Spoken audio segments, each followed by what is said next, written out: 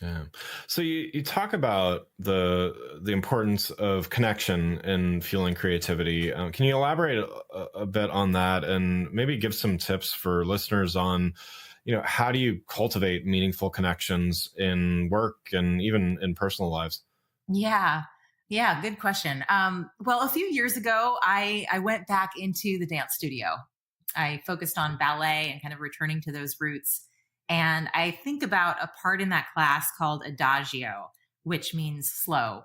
And in the book, I talk about death by Adagio, right? It's this kind of dreaded part of that class, but we really are forced to slow down. And it's really, really hard. I think in life, we're all really distractible. We have a lot on our plates, but that's really where connection is formed to either ourselves or to others and also the world around us. Yeah. So for those organizations that are able to kind of foster connections and things, how can they better support and empower employees to tap into their creative potential? Yeah. Well, I think creative teams really need to feel safe with each other, and that's kind of table stakes. So you take either a cast or you take a company or a startup team or, a well-established Fortune 500 organization. Those teams need to be okay with taking risks and not worrying about being laughed at or ridiculed or worse, fired, if their idea doesn't land. So I think Yeah. it's that starting with a really psychologically safe work environment, ensuring that people trust each other. That's really the foundation to any kind of creative thinking or doing that I see.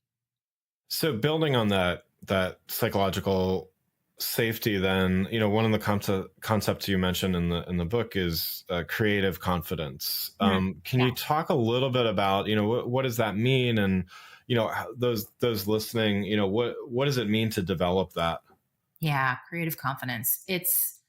Well, I'll say it this way: creativity in general is a deeply vulnerable act. It is really easy to be self critical, whether you're a performer or a business leader, anyone who's creating and generating new ideas that are novel and useful.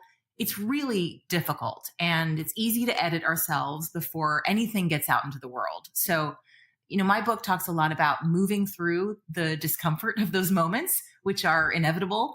I like to call them little love notes of resistance, that kind of itchy feeling of, oh, this feels really uncomfortable. But it's almost like the more we do it, we do those hard things, we move through them, then the easier it becomes. So we can really build on doing the little things and then tackle bigger things down the line.